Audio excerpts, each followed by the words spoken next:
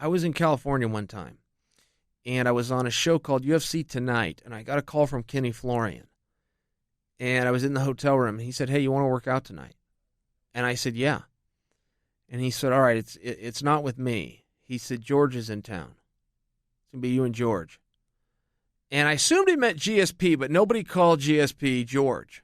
But I didn't know any other George. I just said, okay. And Kenny said, "All right, I'll swing by the hotel and grab you at 7. So I was sitting in my room, and I mean, it was like game day. I'm sitting in my room going, wait a minute, am I getting ready to go? Is this GSP? So I was sitting there, and I was doing my ritual, which is a lot of nothing. I don't eat anything on fight day, nothing whatsoever. It doesn't matter if the fight's at midnight or it's a grappling match 2 or 3 in the afternoon. I don't eat on fight day. So I was sitting there, and I was thinking about different positions and different things I was going to do. And I knew at the end of the day he was too small to deal with me. That much I knew. I can always just resort back to size.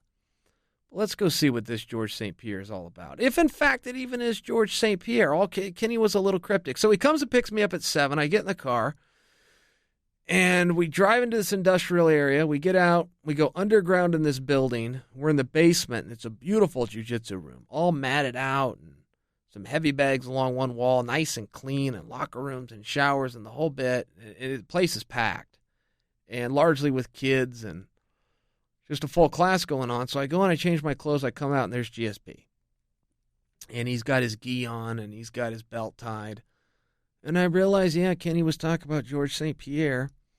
So I'm going to be nice and respectful. And I don't know if this is George's gym. See, that's another part about it. I don't know. Kenny hasn't given me enough info. I don't know if this is like George's home. And you don't come into a guy's house, no matter what a competitor you are, and there's a way about it. Even if you're planning on getting over on the guy that day, there's still a way about it. And I don't know. I still don't know the answer to that. All I know is when I come out of the locker room, there's Georges St-Pierre. So I start working out. Kenny's going with George. I'm going with a guy in the class. And then we rotate. Now I'm going with Kenny, and George is going with the guy in the class. And eventually we kind of eased our way into each other. And there was a couple of takeaways. This was years ago. This was probably 2013. And I still remember how strong that son of a bitch was. I mean, I'm talking about a weird strength. And a lot of it in his grip.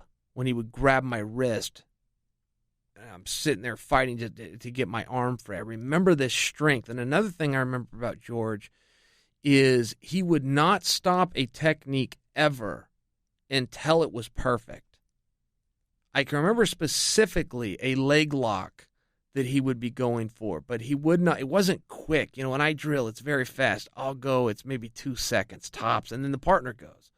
And he's got a second to 2 seconds, and then it's back to me, and you're getting your heart rate up, and it's fast, and how many can I do in X amount of time, and how many can you do? It wasn't like that with George. It was very methodical. And he would take as much time as it would take, 7, 8, 10 seconds, which in comparison is 5 times longer than anybody else.